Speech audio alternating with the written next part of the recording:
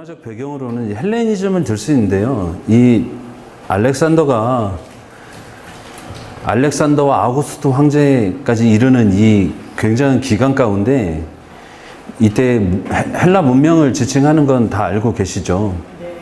그러니까 동양인들과 이 인종적 통합을 위해서 문화까지 전부 그냥 하나로 혼합해 버린 거예요.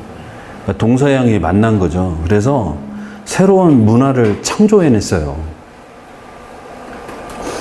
그게 이제 문화뿐만이 아니라 종교 이런 것들이 전부 섞이게 된 거죠. 그리고 또 하나 이때 굉장히 아이러니한 게 개인주의, 세계 시민주의가 생겨요. 이 알렉산더가 제국을 통일시키면서 그리스 폴리스들이 이렇게 해체돼요. 그러니까 이 폴리스를 넘어서서 이제 세계의 개념을 알아버린 거예요, 사람들이. 폴리스는 작은 단위의 어떤 국가 형태잖아요. 근데 그게 깨져버린 거예요. 그러니까 이제 세계 시민이라는 하나의 거대한 세계관이 하나 들어왔어요. 그러니까 이제 공동체 소속감이 사라지니까 개인에게 집중하는 개인주의가 사실은 이때부터 나타났다라고 얘기를 해요. 그리고 철학이 실은 이제 과거에 있는 철학이 실은 신들의 얘기를 생각하는 거잖아요. 그러니까 인간이 어떻게 보면 인간 입장에서 세상을 바라보고 이 세상이 어떻게 생겨났는지 스스로 생각해 보는 거예요. 그러니까 이원론도 그렇다고 보시면 돼요. 그러니까 성경은 하나님께서 세상을 어떻게 창조했는지를 얘기해 주잖아요. 그 질서를 얘기해 줘요. 그러니까 하나님이 이 세상을 어떻게 만들었는지를 얘기해 준다면 이 그리스의 이원론은요, 플라톤의 이원론은 인간의 입장에서 세상이 어떻게 탄생했는지를 얘기를 해줘요. 그러니까 어떻게 보면 이 플라톤 같은 사람들은 천재예요. 네. 인간이 생각해낼 수 있는 그들이 바라본 시각에 세상을 표현을 해내는 거죠. 그러니까 대부분의 천재들이 그런 일들을 하는 것 같아요. 그러니까 막 하나님의 영감을 받는다라기보다는 하나님이 만드신 세상의 질서를 고민하고 생각하고 그들 나름대로 정의를 해서 얘기해 주는 것들이라고 생각하시면 참 좋을 것 같아요. 그래서 이제 이들이 어떻게 하면 신에게 도달할 수 있느냐, 어떻게 하면 인간이 행복할 수 있느냐, 이런 것들을 쾌락에서 찾고, 그리고 금욕으로 찾고, 이러면서 나타나는 것들이에요. 특히 뭐 디오니게스 같은 사람들은 견유학파라고 하잖아요. 개처럼 살아서 견유학파거든요. 고린도에 있던 사람들인데, 심지어 알렉산더가 찾아오잖아요. 이 사람 만나려고. 이렇게 통 안에 있는데 찾아와요. 되게 유명한 일화가 있잖아요. 딱 왔는데 이 디오니게스가 햇빛 가리지 말라고 알렉산더 보고 햇빛 가리지 말라고. 그러니까 알렉산더가 또 대단한 사람인 것 같아요. 난 저 사람이 정말 부럽다고 또 그렇게 얘기해요. 그런 거 보면 둘 다 비범한 사람은 아니죠. 그렇죠? 비범한 사람이죠. 보통 사람들은 아닌 것 같아요. 그래서 이 철학 때문에 생겨나는 게 있는데요. 과학과 미술이에요. 특히 과학이거든요. 철학은 논리적으로 생각하는 사고잖아요. 그러니까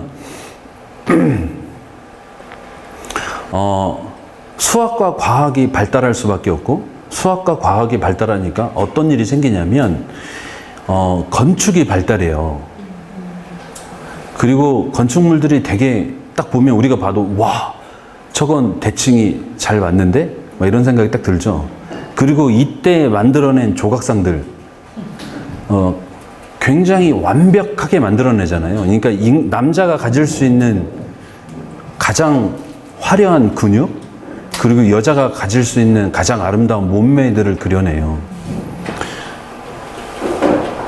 네, 이렇게.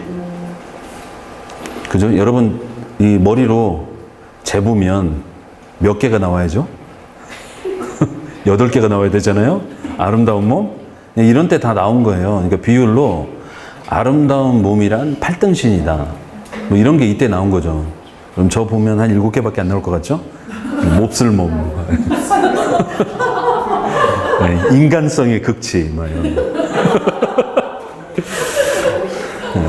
아, 저는 굉장히 인간적이지 않습니까? 웃으시는 분들 제 보고 싶네요, 제가. 왜 그러냐면, 결국 이원론 때문에 그래요.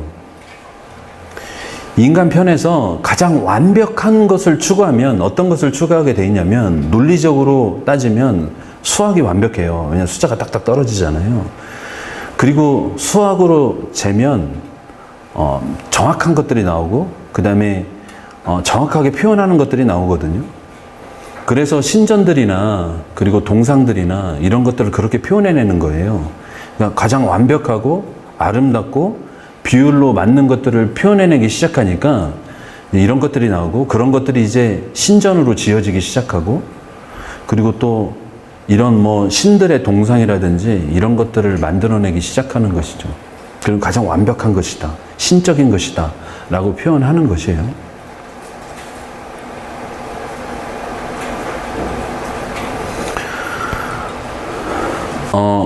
그래서 이때 나오는 게 이제 통합운동이 나타났고, 이 헬라 체계 안에 전부 녹여서 한 요소로 막 다 때려 박아요. 그래서 혼합주의가 생겨납니다. 헬라 철학, 신비주의, 유대교 율법주의, 금욕주의, 우주적 이원론, 자연숭배 이제 다 섞여요. 그냥 하나의 거대한 덩어리가 되어버립니다. 그러니까 종교 통합운동 이런 거하고 비슷해요. 다 하나, 모든 것에 구원이 있다. 네, 그렇게 얘기하죠. 여러분 진짜 구원이 있다라면 그렇게 얘기했을까요? 본인들도 믿을 수 없었나 봐요. 네. 근데 여러분 시스템을 들으면 여러분 이럴 수밖에 없겠구나 라는 생각을 하게 되실 거예요. 그리고 이 당시에 굉장히 중요한 게 이제 황제 숭배 사상입니다. 줄리어스 시저가 자기가 신이 되고 싶었는데 실은 못 됐죠. 사실 죽어서 돼요. 그 양자 아우구스투스가 신의 아들이라 칭하면서 자연히 시저가 신이 됩니다. 실은 자기가 신이 되고 싶어서 이제 그렇게 만든 거죠. 신의 아들이 된 거죠. 그러니까 골로새서에 나오는 1장에 나오죠. 통치자들이나 권세들이나 이런 얘기들이 다 이런 기반에서 나오는 것들입니다. 황제 숭배 가운데 나오는 것들이에요. 실은 로마가 황제가 신이 못 됐었어요. 그러니까 동방에서 넘어온 거예요. 동방의 신들은, 동방의 왕들은 신이잖아요. 곧 신이잖아요. 이집트만 가봐도 라가 신의 아들이잖아요. 바로. 그쵸? 이미 과거에 이집트 안에는 왕이 신이었어요. 그러니까 신의 아들이었어요. 그만. 다른 사람들은 다 지배 아래에 있는 거죠. 그런데 그때에 벌써 모세 시대 때에 모세가 어마어마한 얘기를 해요. 모세가 한 거 아니죠. 하나님께서 어마어마한 얘기를 합니다. 인간은 하나님의 형상이다. 여러분 이 개념이 얼마나 어마어마한 건지 아십니까? 사람이 하나님의 형상이라고요. 그러니까 사람이 곧 하나님의 아들이라고요. 그 개념이 이미 출애굽 시대의 창세기에부터 시작이 됐어요. 종도, 자유인도, 권력 있는 자도 모두가 인간이잖아요. 그 인간이 하나님의 형상으로 지어졌다. 그리고 하나님의 숨결이 들어갔다. 그래서 생명이 되었다라는 얘기를 벌써 그때 했다고요. 왕이 신인 시대에, 아니 왕뿐만 아니라 우리 모두가 하나님의 형상이다 얘기해버린 거예요. 진짜 어마어마한 얘기죠. 그러니까 가치를 완전히 뒤집어 엎은 얘기들이에요. 근데 시대가 지나서 이때에 로마에서는 황제가 신이 되고 있어요. 그리고 이제 숭배하게 만들죠. 혼합주의에 있어서 굉장히 중요한 게 이 우주적 이원론입니다.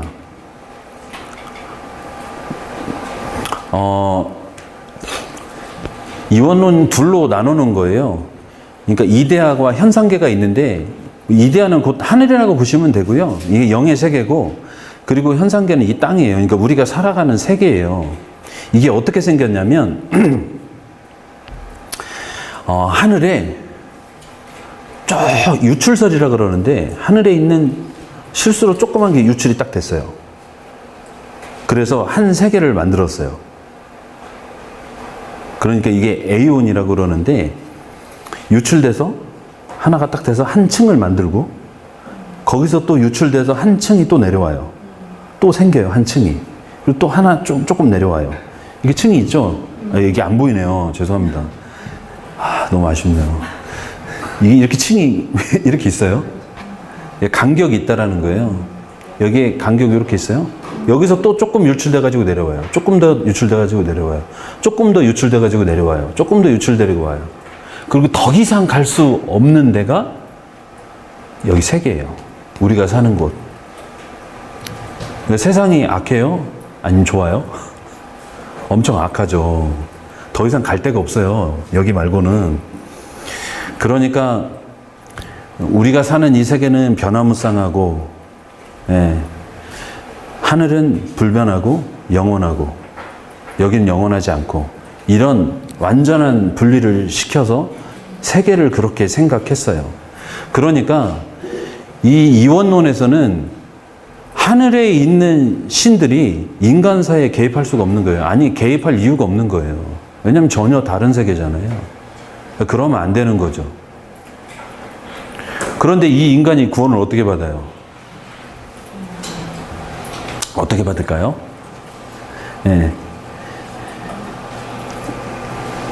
지식을 얻으면 돼요. 비밀한 지식을 가지면 이쪽으로 올라가요.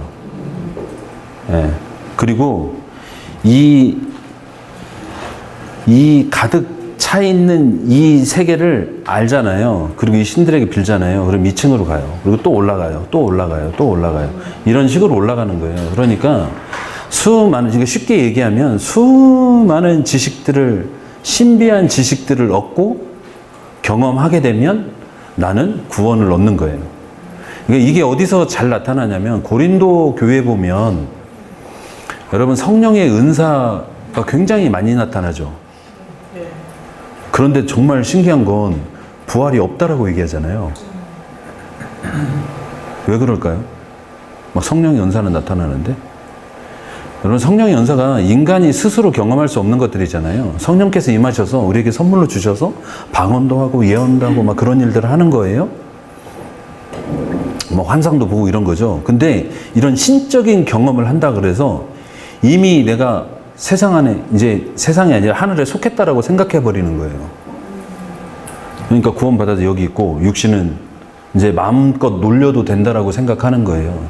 이게 이제 영지주의적인 발상이에요. 그러니까 영은 이미 구원받았고 몸은 내 마음대로 해도 되고, 그러니까 타락한 데에 맡겨 놓는 거예요. 그러니까 구분시켜 놓는 거죠. 내 영은 구원받았고 내 몸은 막 써도 되고. 네.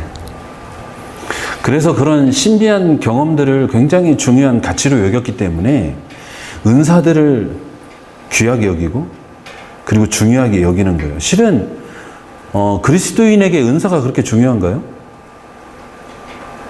여러분, 우리가 하나님이 주시는 선물로 우리에게 가장 중요하다고 얘기할 수 있나요? 아니잖아요. 그렇죠? 선물은 본질이 아니에요. 선물을 주시는 분이 진짜 본질이지. 그 예수 안에 속해서 예수의 성품이 우리 안에 이루어지고 그 예수의 성품대로 살아가는 거예요. 그 예수의 가치대로 살아가는 거고 예수님의 모습처럼 살아가는 거예요. 그것이 우리에게 가장 중요한 가치죠. 그래야 진짜 그리스도인이죠. 은사를 추구해서 얻는 것은요, 교회가 하나님의 역사 안에서 한 몸이 되어서 서로를 잘 섬길 수 있게 우리가 쓰임받는 거예요.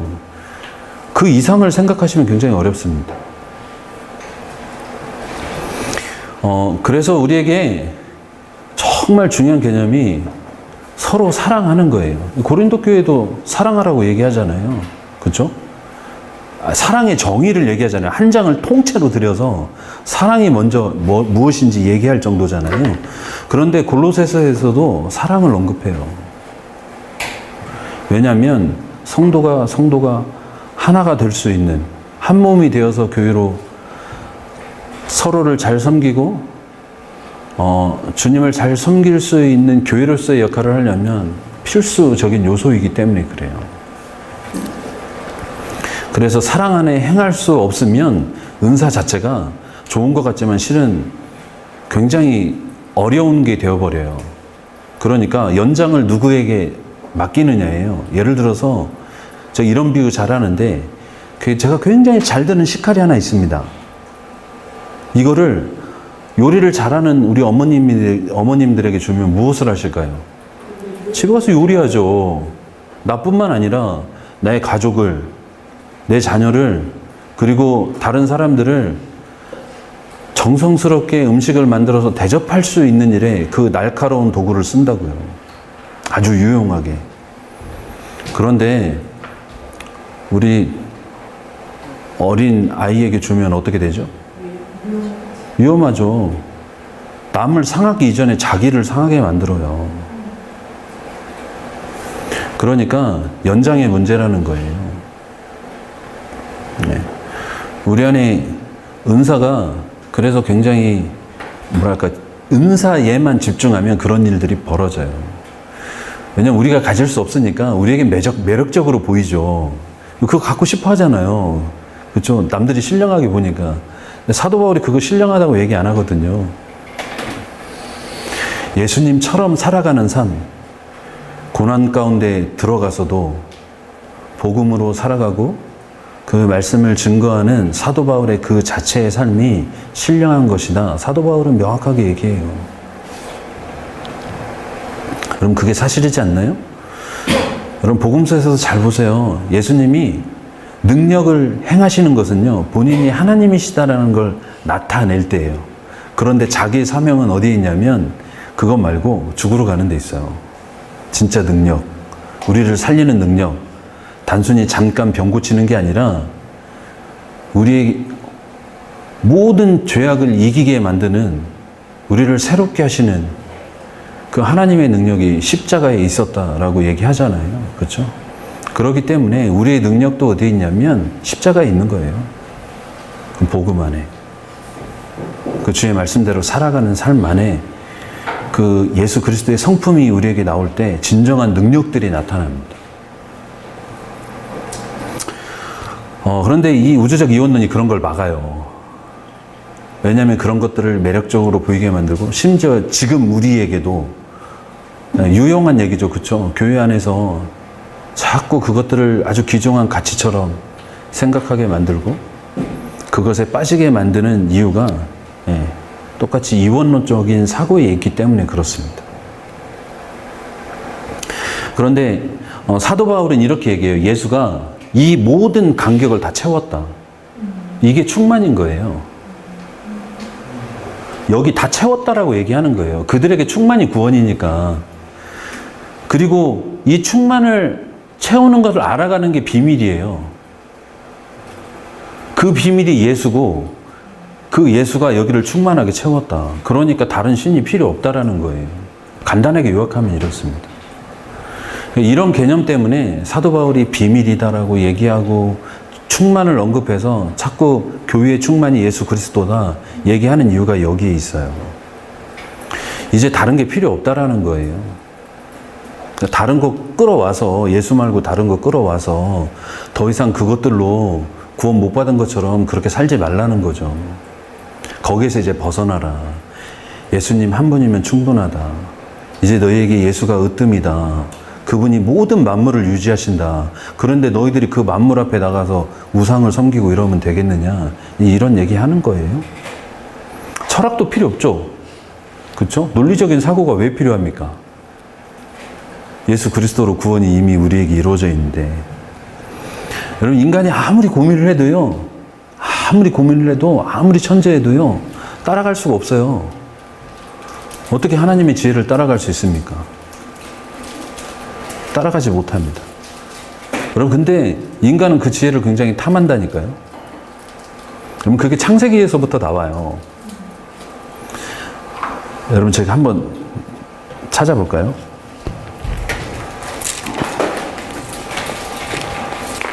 창세기, 아담과 이브 얘기입니다.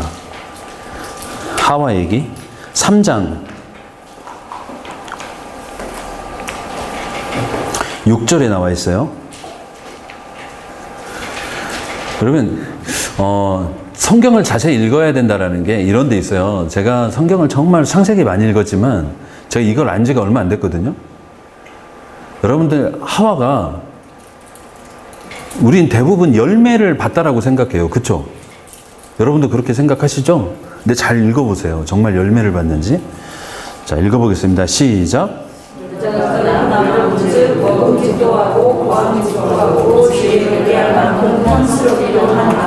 네, 스탑. 뭘 봤죠? 나무를 봤어요.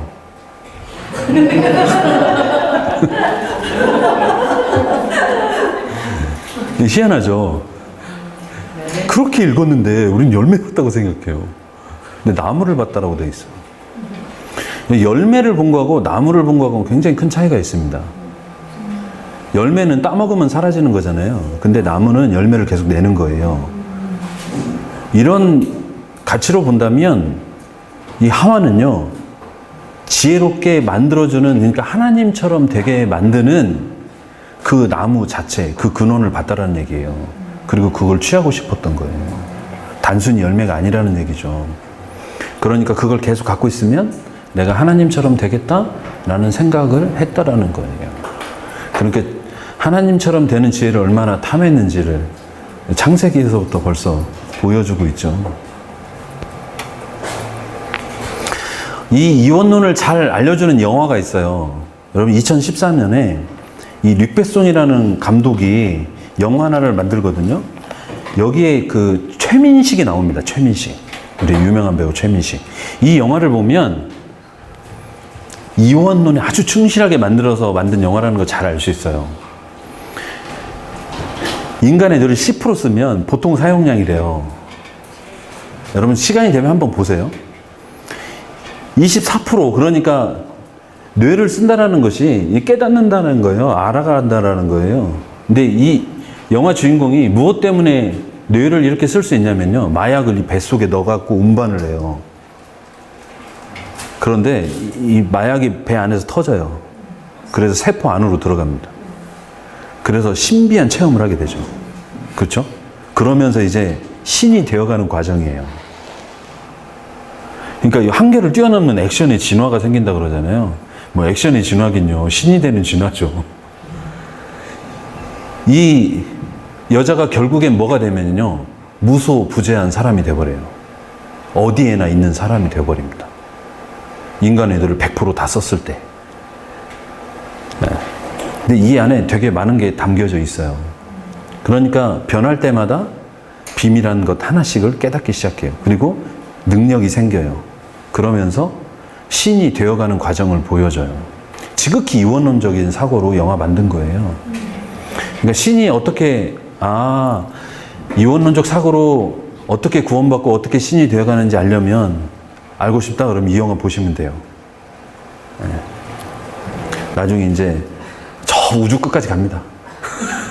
인간이 우주 끝까지 가요. 과거까지 갔다가.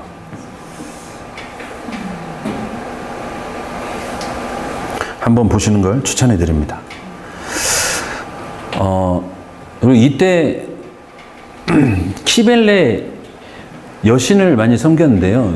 이게 키벨레가 실은 아데미하고, 키벨레가 변해서 이제 아데미가 된 건데, 이 키벨레는 동양에서 왔어요. 언제 로마로 들어왔냐면 그 포에니 전쟁 때 있잖아요. 네, 그때 들어왔거든요.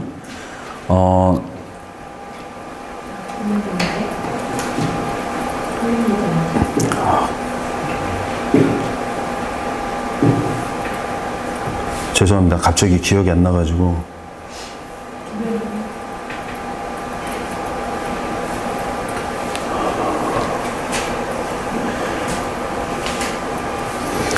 이 포에니 전쟁 때 스키피오가 전쟁에 승리를 하잖아요. 근데 이 신탁집에 이 키벨레를 로마로 가지고 오면 이길 수 있다라는 신탁이 있어요. 그래서 그걸 가지고 와서 판테온 신전에 안치를 시키고 전쟁에 승리합니다.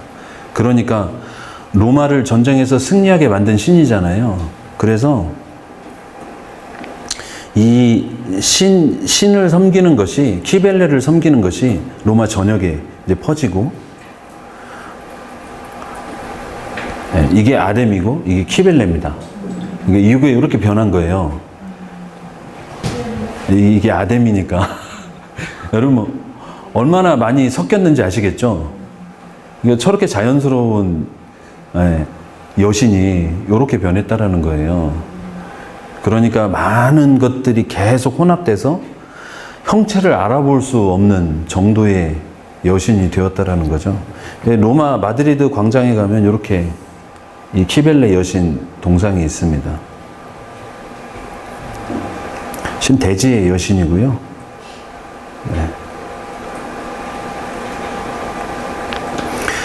동양에 있었기 때문에, 동양 쪽에 가깝기 때문에 다른 지역에 비해서 뭐랄까 키벨레 여신을 섬기는 것이 굉장히 강했다라고 보고 있고요. 그리고 잘 섬겼다라는 것이죠. 그리고 이제 미트라를 섬기는 종교가 있어요. 이 미트라는 밀교라고 하는데요. 군인들이 많이 섬겼습니다. 이게 거대한 비밀 조직과도 같아요. 그러니까 이 의식이 정확히 남아있진 않지만 이 의식을 섬기는 장소들이 많이 발굴됐습니다. 특히 로마에서도 많이 발견됐다고 그래요. 그러니까 로마에 있었던 군인들이 많이 섬기는 종교, 이 미트라였고 밀교입니다. 그러니까 밀교는 의식 자체가 비밀스럽고 신비하고요. 통제된 환경에서만 그런 일들을 벌여요. 그러니까 왜 밀교겠어요? 신비한 것을 경험해야 되잖아요. 왜 통제하냐면, 여러분 사람을, 이건 지금도 가능한 얘기예요. 그러니까 심리학에서 실험을 하거든요. 제가 심리학과라 잘 얘기해 줄 수 있는데, 사람을요 보지도 못하게 하고 말하지도 못하게 하고 냄새도 못 맡게 하고 감각을 그러니까 다 못 느끼게 하는 거예요. 그럼 여러분 어떻게 될까요? 상상해 보신 적 있어요? 어떻게 될지? 여러분 사람이 스스로 환상을 만들어냅니다. 통제를 하면 환상을 만들어내요. 왜 그러냐면 외부에서 자극이 들어와야 되는데 자극이 안 들어오니까 이 몸의 감각들이 스스로 막 움직이는 거예요. 그래야 자극을 줘야 사람이 살 수 있잖아요. 그런 반응이 나오는 거예요. 그런 걸 생각해 보면, 그러니까 막 고행을 할 때에 막 그 신비한 것을 경험한다던가 이런 것들이 대부분 그래서 나오는 경우들이 굉장히 많아요. 그러니까 뭐 스님들 막 수도하러 가고, 그리고 막 신 받으러 갈 때 막 굉장히 통제된 산속 막 깊은 곳에 가서 통제된 곳에서 막 고행을 하잖아요. 그런 것들이 그런 데에 있지 않을까 하는 생각을 합니다. 그런데 우리에게 신비라는 것이 그런 건가요? 우린 그렇지 않잖아요. 억지로 강하게 고행을 해서 신비한 경험들을 하지 않잖아요. 그리고 꼭 그게 있어야만 예수 그리스도 안에 있다라고 얘기하지 않잖아요. 우리가 그것 때문에 구원받는다고 얘기하나요? 절대 그렇지 않죠. 우리에게 신비한 경험들은요, 필요할 때 하나님께서 우리의 삶 가운데 개입하셔서 역사하십니다. 그러니까 우리 스스로 이런 통제된 환경에서, 아니면 극도의 쾌락으로 가서 어떤 신비한 경험들을 하는 게 아니잖아요. 하나님께서 주시는 그때에 우리의 삶 가운데 필요할 때 하나님 역사하시고 그것으로 신비한 체험을 한다라는 거예요. 경험을 한다라는 거예요. 그리고 그 경험을 선택된 자들만 하는 것이 아니라 누구나 필요할 때에, 이방인이든 유대인이든 가난하건 못 살건 하나님은 역사하셨다라는 거예요. 여러분, 우리가 복음서를 보시면 회당장도, 그렇죠? 야이로도 자기 딸이 살아나는 것을 경험하고, 과부도 자기의 아들이 살아나는 것을 경험하고, 치유받는 것도 여인들 뿐만이 아니라 그리고 이방인이라고 안 살려주고, 아니야, 고쳐주지 않고, 귀신 안 나가고 이러지 않잖아요. 모두에게나 예수님이 필요하다라고 하실 때에 그에게 가셔서 그를 만져주시면 다 나가고, 다 치유받고, 다 고침받잖아요. 인위적으로 억지로 하지 않는다라는 거예요. 이게 다른 종교와 우리가 믿는 하나님과 우리가 믿는 예수 그리스도가 다른 점이 거기에 있어요. 우리 안에서 역사하시는 성령님이 다르다라는 건 어떤 통제된 환경에서만 나타나지 않는다라는 거예요. 단순히 우리에게 믿음은 요구하시죠. 그러나 그 믿음이 막 고행을 해서가 아니잖아요. 막 40일 금식기도 끝난다고 막 거룩해, 막 특별한 일이 일어나요? 제가 10일까지는 금식 해봤거든요? 뭐 거룩한 일은 안 일어나더라고요. 단 하나. 저에게 특별한 일이 생기긴 생겼어요. 제가 그 중국에 나오는 샹차이 있잖아요. 그거 못 먹었었거든요. 막 냄새만 맡아도 막 힘들었는데 10일 금식하고 그거 먹게 됐습니다. 그 일 말고는 없어요, 제가. 없었어요. 진에게 물려가지고 죽을 뻔한 적이 있었지만 아파가지고. 물이요? 먹죠. 금식이잖아요. 네, 물 먹었습니다.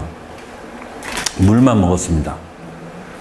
근데 뭐 그게 뭐 신비하게 뭐 하나님께서 날 보호하셔서 내가 10일 금식했다 이런 생각은 하나도 안 들었어요. 그냥 잘 때 맨날 먹는 꿈 꾸고 꿈꾸면서 너무 생생해서 나 금식 실패했나 봐 막 이러고 깨고 그러면서 10일을 버티고 왔는데 사람들은 다 나를 신령하게 봐요. 와, 우리 목사님 10일 하고 오셨어. 참, 그렇잖아요, 그죠? 실제로 해보면 별로 신령하지 않아요. 네. 우리가 신령하지 않기 때문에 그래요. 그래서 우리는, 그러니까 고린도 후서에서 이렇게 표현하잖아요, 우리를. 보배를 담은 질그릇이라고.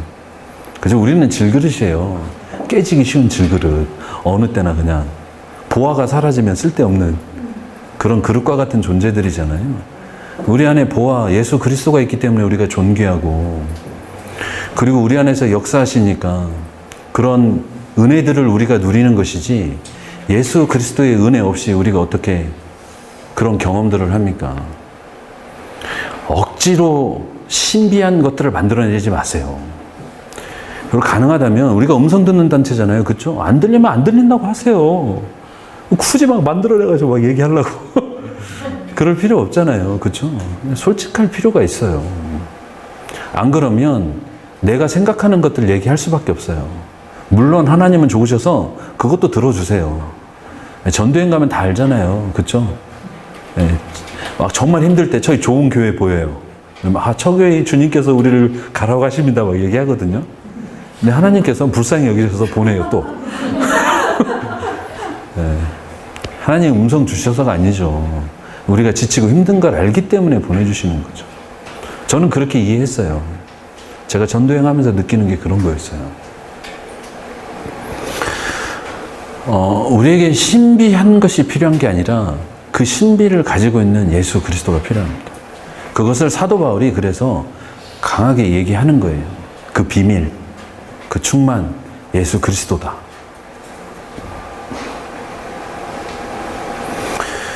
그리고 유대적 율법주의가 있다는 것 알 수 있죠. 2장 16절에 보면 잘 나와 있습니다. 먹고 마시는 것, 절기나 초하루, 안식일의 이유로 누구든지 너희를 비판하지 못하게 하라. 그러니까 교인들을 이 유대인들이 얼마나 비판했는지 사도 바울이 편지로 써주고 있죠. 그러니까 그걸로 흔들리지 말라는 거예요. 이미 그것은 끝난 거잖아요. 그리고 금욕주의 얘기가 있습니다. 맛보지도 말라, 만지지 말라. 그러니까 이런 것들은 다 신비한 경험들을 하기 위해서 했던 것 때문에 이렇게 드러나는 것들이에요. 거기에 빠지지 말라는 거예요. 여러분, 우리에게 율법이 왜 끝났을까요? 왜 할례가 더 이상 필요하지 않나요? 실은 할례가 시작되면서 율법도 시작되거든요. 왜냐하면 유대인들도 그렇지만 이방인들도 할례를 받고 나서 이제 유대 법으로 들어와요. 그리고 유대 율법을 지킬 수 있는 자격이 주어져요. 그러면서 이제 유대교 사회로 들어오는 겁니다. 그렇다고 그 이방인이 유대인이 되나요? 헬라인이? 실은 겉모습만 아니 형식만 가져온 거지 실은 헬라인이 맞잖아요. 제가 한국 사람인데 제가 몽골 갔더니 네, 죄송합니다. 제가 재밌는 얘기 해드릴게요. 제가 몽골을 갔거든요. 몇 주 전에 강의하고 왔는데 광장을 딱 지나는데 몽골 TV에서 인터뷰하는 사람하고 카메라 찍는 사람이 나왔어요. 저한테 막 오는 거예요. 뭐 인터뷰 하려고 오더라고요. 몽골 사람인 줄 알고. 제가 깜짝 놀랐어요. 한국말로 막 오라가니까 그 사람들도 놀래더라고요. 거기서 끝났으면 그런 것도 했을 텐데, 아니 어떤 마트에 갔는데 어떤 아주머니가 무거운 짐을 2개를 들고 와요. 빡 들고 오면서 저한테 하나를 내밀더니 뭐라고 말을 해요. 제가 못 알아듣고 이러고 서 있으니까 이분이 놀래가지고 제가 이제 자기네 나라 사람인 줄 알고 물건 좀 들어달라고 부탁한 거예요. 그렇다라고 제가 몽고인은 아니잖아요. 그렇죠? 몽고인 닮은 거지.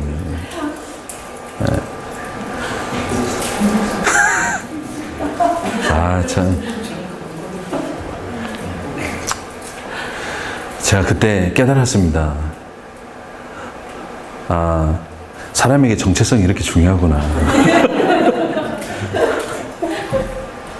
그리스도인은 그리스도인답게 살고, 이방인은 이방인답게 사는 게 좋구나. 내가 그리스도인이라면 진짜 그리스도인처럼 보이게 살아야겠구나. 그 삶이 나한테 정말 필요하구나. 저한테 하나님께서 메시지를 주셨다라고 생각했어요. 왜 그랬냐면,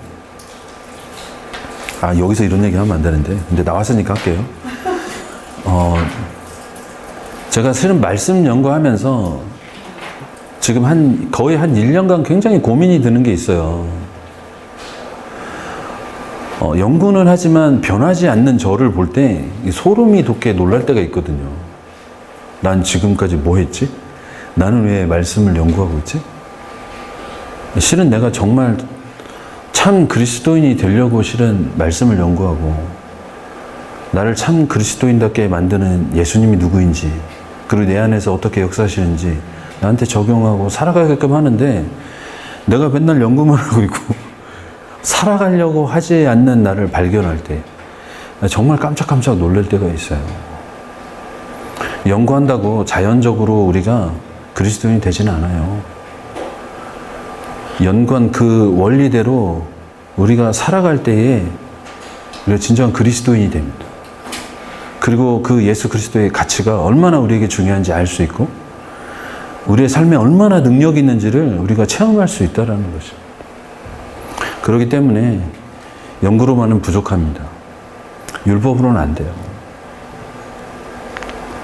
정말 예수를 우리에게 담고 살아가는 삶이 너무나 필요합니다. 그래서 우리의 근원이 어디 있는지 아는 게 되게 중요해요. 근데 율법은 그걸 줄 수 없잖아요. 예수님께서 마태복음 16장에 베드로의 고백을 통해서 그 위에 교회를 세우시겠다고 약속하셨습니다. 이제 더 이상 율법으로 하나님의 백성이 되는 것이 아니라 베드로가 얘기했던 주는 그리스도시요 살아계신 하나님의 아들입니다.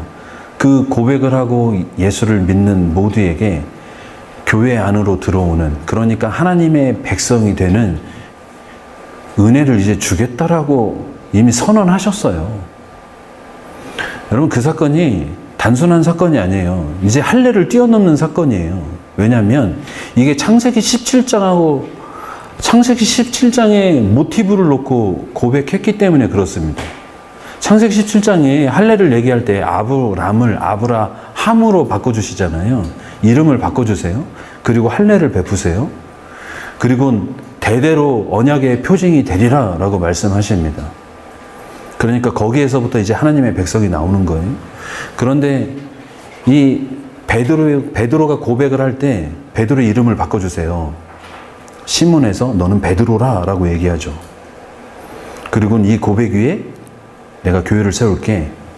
곧 무슨 할례냐면 이제 진짜 마음의 할례인 거예요. 믿음의 할례. 이제 진짜 하나님 백성이 되는 게 이제부터 여기에서부터 시작이다. 그리고는 예수님께서 그것으로 인해서 이제 권세가 나오고, 그리고 땅에서 매면 하늘에서도 매고 땅에서 풀면 하늘에서 푼다라는 얘기 하잖아요. 뭐 기도 이런 것보다도 이제 말씀을 어떻게 해석하고 적용하고 치리할 수 있는지를 이 교회에 주겠다라는 거예요. 과거에는 율법을 해석하는 사람들이 굉장히 중요했습니다. 그러니까 바리새인들, 서기관들, 이런 사람들이 굉장히 중요했어요. 율법을 다루는 사람들이니까요. 그들이 정하면 그렇게 살아야 돼요. 안식일 날 일하면 안 돼, 땀 흘리면 안 돼. 지금도 이러잖아요. 엘리베이터 누르면 안 돼, 가스레인지 키면 안 돼. 그러니까 조그맣게 줄여놓고 계속 있어. 안식일 전에 키면 일이니까. 그런 규정을 지금도 만든다고요. 그게 말씀을 묻고 푸는 거예요. 근데 우리는 그렇게 하지 않잖아요. 그렇죠? 이제 하나님의 백성이 하나님의 말씀대로 온전히 살아가는 것. 예. 율법을, 이제 하나님 말씀을 적용하는 것이 누구에게 있느냐? 교회에 있다라는 거예요. 곧 우리에게 있다라는 거죠. 예수 그리스도를 주로 고백하고 그가 하나님의 아들이다라는 걸 믿고 나와 함께 있는 공동체 가운데 말씀의 해석권을 주고 어떻게 우리가 이 원리를 우리에게 적용해야 되는지 함께 고민하고 기도하고, 그것을 세상 가운데 전달하는 역할자들, 이제 율법을 해석하는 유대인들이 아니라 이제 예수의 말씀을 해석하는 이제 교회에 그 권한을 주겠다라는 거예요. 그래서 천국 열쇠가 교회에 있다라는 거예요. 그러니까 저기 바티칸에 있는 게 아니고요. 네. 주 예수를 주로 고백하는 우리 가운데 있다라고 얘기하는 거예요. 곧 예수가 머무는 그곳에 천국 열쇠도 있다라는 것입니다. 그러니까 더 이상 필요 없죠. 그래서 예수 안에 있으라고 골로새서에서 그렇게 강하게 얘기하는 거예요. 그 비밀이 예수다. 그 예수가 으뜸 되신다. 머리 되신다. 너희는 누구의 통치를 받을 것이냐. 예수의 통치 받으라고 얘기하는 것입니다. 그리고 세상에 구성 요소들이 있어요. 이것도 룩베송 감독이 한번 만들었죠. 영화 제5원소. 네, 이걸 모티브로 만든 거예요. 그러니까 굉장히 혼합주의적 이원론자라는 걸 저희가 잘 알 수 있죠. 이렇게 얘기하면 저 유튜브로 다 나가면 안 되는데 어쨌든 네. 제가 보니까 볼 때는 잘 몰랐거든요. 이런 게 뭔지 몰랐어요. 실은 그 영화 보면서도 원소가 뭐지? 늘 그 생각했거든요. 근데 이렇게 공부하면서 알았어요. 이게 그 감독이 만든 게 아니라 이미 헬레니즘 문화 가운데 그리고 철학 가운데 있었던 것이구나. 그리고 그런 것들을 영화로 표현하고 그것이 그들이 생각하는 구원이 이런 거구나 라는 것을 제가 깨달았어요. 그러니까 실은 우리가 영화도 잘 보고 저희가 올바로 해석할 필요들이 있어요. 그러면 저희가 청소년들이나 청년들에게 해줄 얘기가 되게 많아지죠. 왜 이원론이 안 되는지, 왜 예수 그리스도가 필요한지, 왜 더 이상 그들이 주장하는 게 헛된 것인지 우리가 잘 얘기해 줄 수 있다라는 거예요. 그러니까 이런 얘기는요, 지금뿐만의 얘기가 아니라 이미 신약 시대의 교회 가운데 있었던 얘기들이에요. 전부 다. 그때로부터 지금까지 계속 우리 교회 안에 머물러 있어서 우리를 괴롭히는 일들이기도 하고, 또 우리는 그것들을 이기며 믿음으로 살아가고 있다라는 것이죠.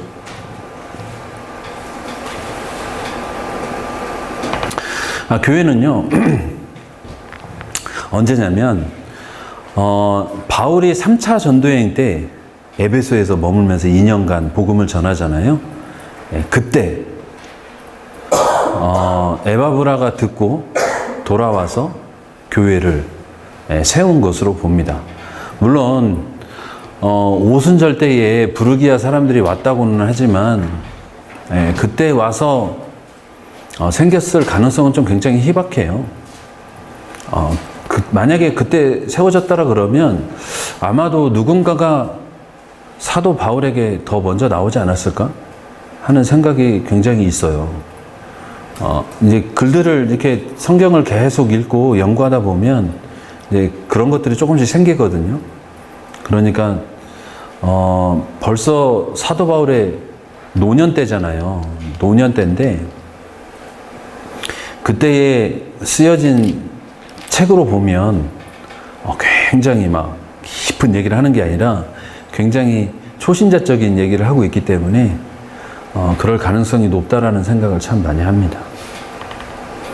그러니까 바울은 가보지 않았지만 바울이 가르친 사람이 듣고 복음을 듣고 가서 교회를 세워서 일으켜 세웠다라는 거죠.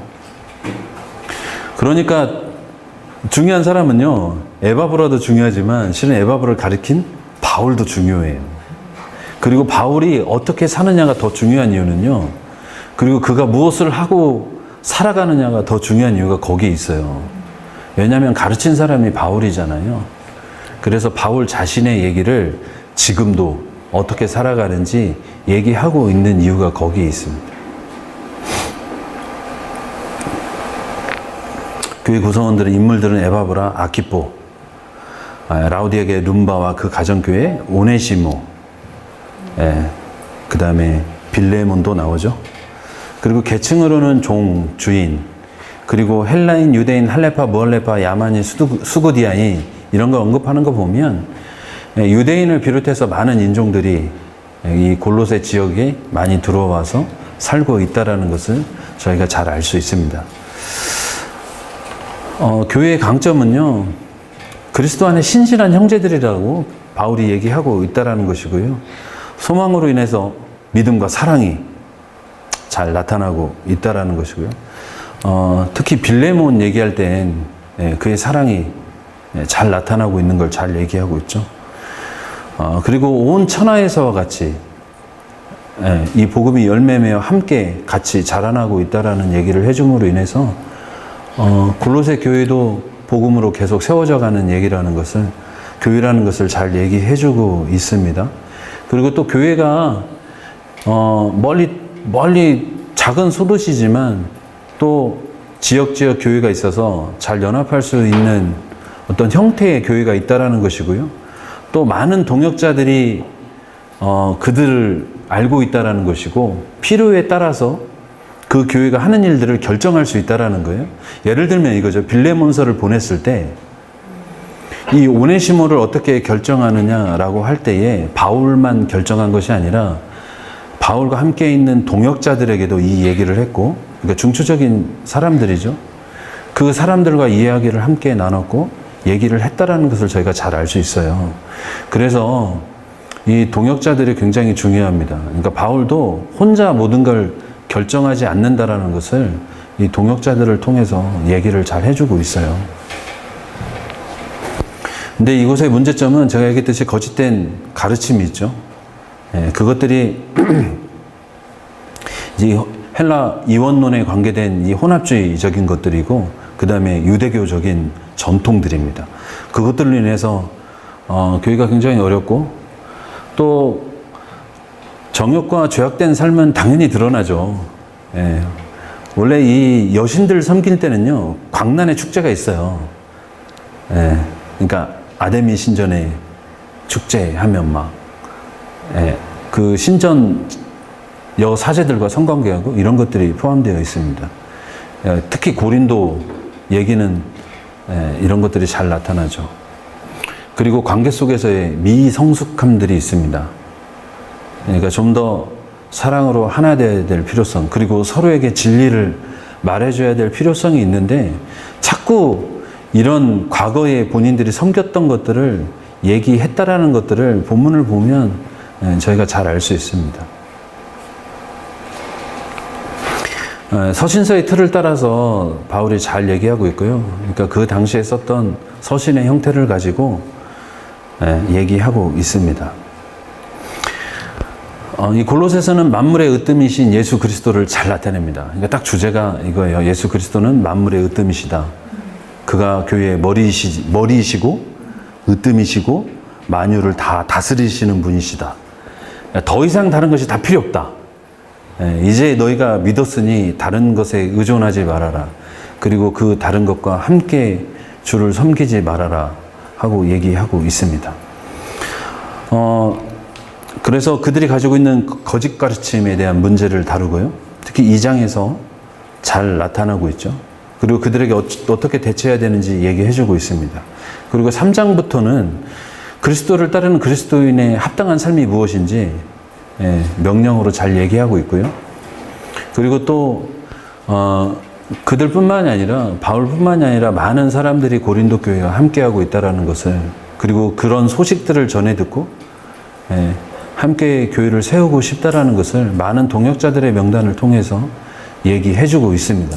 그러니까 사도 바울이 얘기하고 있는 온 천하에 이 복음이 자라나간다라는 얘기가 헛된 얘기가 아니라, 그냥 하는 얘기가 아니라, 그렇게 많은 사람들이 이 로마 전역에 흩어져 다니면서 복음을 증거하고 있다라고 얘기해주고 있다라는 거예요. 그러니까 지극히 현실적으로 지금 어떻게 복음이 전해져 가고 있는지 동역자 명단들을 통해서, 이 복음을 위해 일하는 자들을 통해서 그것들을 명확하게 얘기해주고 있어요. 이제 본문으로 넘어갑니다. 4장으로 구성되어 있죠. 먼저 1장은요, 예수 그리스도가 어떻게 전파됐는지를 잘 설명해줘요. 그리고 그 전파한 내용이 무엇이냐면, 예수 그리스도는 으뜸되신다예요. 그리고 그 내용은 시로 표현되어져 있습니다. 그리고 2장에서는 그리스도가 어떻게 해야 으뜸이 되는지, 그리고 너희들이 왜 으뜸되게 하지 못하는지를 낱낱이 얘기해 줍니다. 그들이 섬기는 것들이 무엇인지, 그들이 버려야 할 것들이 무엇인지 얘기해 주고 있어요. 그리고 3장에서는 이제 이 으뜸 되신 예수 그리스도를 어떻게 쫓아 살 것인가, 그것을 얘기해 주고 있습니다. 그리고 4장에서는 그 으뜸 되신 그리스도를 따르는 사람들이 어떤 사람들이 있는지를 동역자 명단을 통해서 얘기해 주고 있습니다. 그러니까 1장부터 2장은요, 만물 가운데 나타난 예수 그리스도가 어떤 분이신지 얘기해 주고 있다라 그러면, 3장부터 4장은 으뜸 되신 그 예수 그리스도를 어떻게 나타내야 되는지를 얘기해 주고 있어요. 저희가 정말 생각해 봐야 될 문제죠. 그렇죠? 우리가 그리스도인이잖아요. 근데 말만 그리스도인이 아니라 우리에게 정말 그리스도의 능력이 나타나고 있느냐, 그것은 우리의 삶을 통해 증명해 보인다라는 거예요. 그것처럼 골로새 교인들에게도 세례받고 예수와 함께 죽고 살아났다면 그 예수의 삶이 이제 너희들에게서 드러나야 된다. 그러려면 무엇을 해야 되는지 아느냐? 그것을 얘기해주고 있다라는 거예요. 우리도 그 삶에 충실히 따라간다면 우리 안에서 그 예수 그리스도의 능력들이 나타나겠죠. 그 은혜가 풍성히 드러나겠죠. 그것들을 잘 살펴볼 수 있습니다. 1장하고 오늘 돌아가고 싶어요. 첫 시작은 하고 가야겠죠. 하나님의 뜻이 3번 반복됩니다. 1장 1절에 사도 바울의 사도직을 얘기할 때 하나님의 뜻을 얘기하고요. 그리고 사도 바울이 기도할 때에 그들에게 하나님의 뜻을 아는 것으로 채워지길 원한다 라고 하면서 하나님의 뜻을 써요. 그리고 에바브라가 4장 12절에 기도할 때에 하나님의 모든 뜻 가운데서 완전하고 확신 있게 서기를 기도한다 라고 하면서 하나님의 뜻을 씁니다. 이것을 그림으로 그냥 이렇게 표현해 보면 이렇게 볼 수 있어요. 이것은 사도 바울을 통해서 하나님의 뜻이 골로새 교회에 어떻게 갔냐라는 거예요. 하나님의 뜻이 사도 바울을 사도로 세우는 것이었습니다. 그러니까 그 사도는 무엇을 하는 거냐면 예수 그리스도를 전하는 거예요. 그죠? 예수 그리스도를 증거하기 위해서 보냄을 받은 자로 살아왔습니다. 그것이 어디에서 이루어졌냐면 에바브라에게 왔어요. 근데 그 뜻이 에바브라에게 머물러 있는 것이 아니라 어디로 갔냐면 골로새 성도들에게 갔다라는 거예요. 그러니까 하나님의 뜻이 머물러 있지 않고 사도 바울을 통해서, 이방인의 사도였던 사도 바울을 통해서 에바브라에게 왔고 골로새 교회에 왔다라는 것이에요. 그러니까 하나님의 구원이 곧 누구를 통해서 온 거죠? 사람을 통해서, 전도를 통해서, 이 전파를 통해서 왔다라는 거예요. 그래서 여러분 고린도 전서 배우셨죠? 이걸 통해서 왔잖아요. 그렇죠? 얘기하고 있잖아요. 말을 통해서 옵니다. 전함을 통해서 와요. 그것을 잘 얘기해주고 있어요. 그리고 사도 바울이 기도할 때에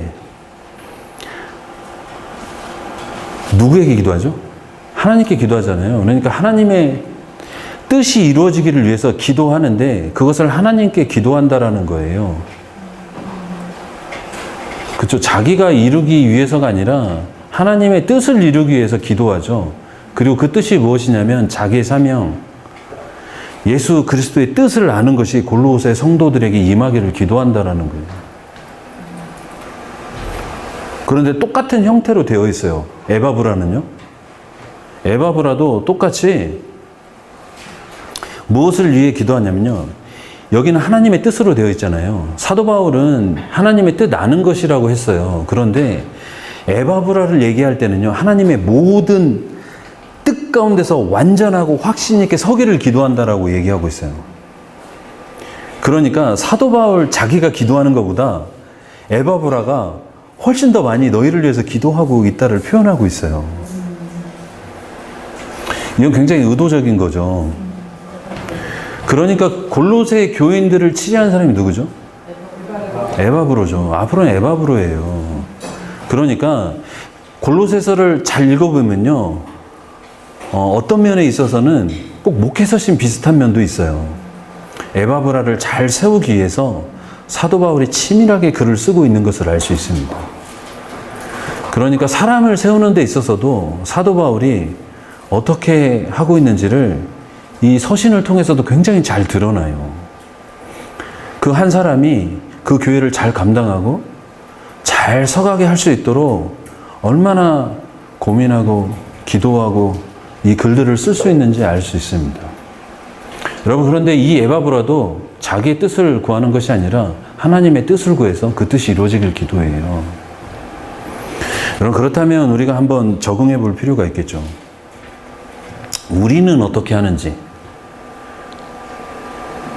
하나님께 부름받아 이방인의 사도로 살아가는 그 수많은 교회를 세워왔던 이 사도 바울도 노년에도 하나님의 뜻을 얘기해요.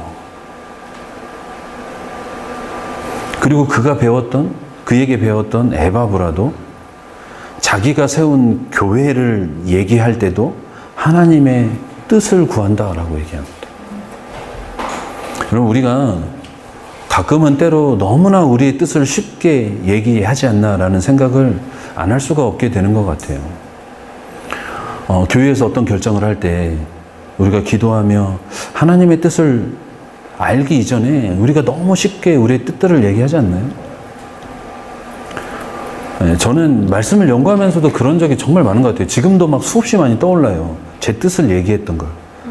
하나님께 한 번도 물어보지 않고 그냥 내가 좋은 대로 막 얘기한 것들이 많이 생각나요. 저희가 그만큼 연약합니다. 우리가 정말 하나님 붙잡기를 소원하고 예수 그리스도와 동행하지 않는 이상은 우리는 늘 우리 뜻을 얘기하게 되어 있어요. 우리가 구할 것은 무엇입니까? 하나님 뜻이에요.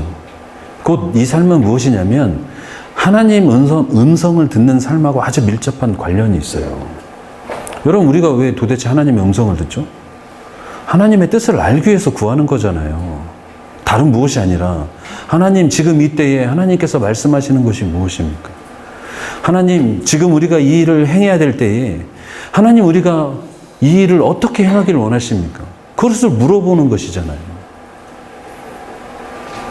그런데 우리는 늘 우리가 편하고 우리가 보기 좋은 것들을 택하는 경우가 참 많은 것 같아요. 우리가 조금은 불편해도 우리 생각은 맞지 않아도 우리는 늘 하나님의 뜻을 구해야 됩니다. 그것으로 우리가 온전할 수 있어요. 그리고 우리 공동체가 지켜질 수 있습니다. 여러분, 정말 우리가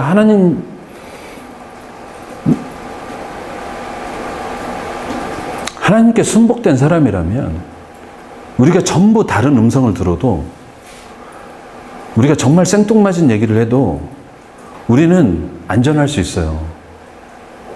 왜냐하면 하나님께서 우리 각자에게 허락하신 음성들을 우리가 인정할 수 있으니까요. 그렇지 않나요? 전도행 때 그렇게 수없이 막 다른 얘기를 해도 우리가 그때를 지나고 보면 모두에게 필요한 얘기다라는 걸 저희가 다 인정하잖아요. 그런데도 불구하고 교회 가면 딱 막히죠. 그렇죠? 나하고 좀 다른 생각 얘기하면 금방 이거 아닌데 그런 생각하지 않나요? 여러분, 우리가 하나님의 뜻을 분별할 땐 좀 여유로운 마음이 필요한 것 같아요. 정말 큰 마음. 하나님께서 우리를 담듯이 우리도 다른 사람들을 담는 마음이 필요한 것 같습니다. 그들을 지켜볼 수 있는 마음. 나도 명확하게 들었지만 그에게도 하나님께서 말씀하신다라는 생각으로 나와 다른 얘기를 해도 조금은 우리가 지켜보고, 우리가 한 일을 행하는 데 있어서 꼭 필요한 일일 수 있다라는 생각으로 지켜보고 우리가 함께 할 수 있다면요, 하나님의 뜻이 우리에게 이루어지는 일들이 굉장히 많습니다. 저는 DTS 훈련하고 나서 그런 걸 굉장히 많이 경험했어요. 전혀 다른 얘기 하는데도 불구하고 그런 일이 일어나요. 심지어는 정말 음성 못 듣게 생긴 학생들이 하는 얘기도 필요한 얘기들이 있어요. 그런데 정말 우리는 그것을 많이 무시하는 때가 있습니다. 우리가 교회 안에 어떤 리더십에 위치해 있다면, 특히 어떤 결정을 할 수 있는 위치에 있다면 우리가 이런 걸 더 민감하게 생각해야 됩니다. 내 의지도 중요하고 내 뜻도 중요하고 내 경험도 중요하지만 우리가 하나님의 뜻을 먼저 구하는 사람들로서 다른 사람의 음성도 귀하게 여기고 우리가 그 안에서 함께 협력해서 한 몸으로 교회를 이루어가고 우리의 지체를 보호하는 것은 굉장히 필요한 일입니다. 그 안에서 사랑이 증거되고 하나님의 역사들이 드러나게 되어 있습니다. 그래서 사도 바울은 골로새 교인들에게 하나님의 뜻을 굉장히 강조합니다. 하나님의 뜻이 너희에게 왔듯이 나도 지금도 하나님의 뜻을 너희를 위해서 구하고 있고, 나에게 배운 에바브라도 하나님의 뜻을 구하고 있다. 너희들도 지금 예수 그리스도, 으뜸이신 예수 그리스도를 머리 삼아서 하나님의 통치를 받아라. 하나님의 뜻을 구해라. 하나님의 뜻 가운데 너희들이 살아가기를 소망해라. 이런 얘기를 하고 있는 것이죠.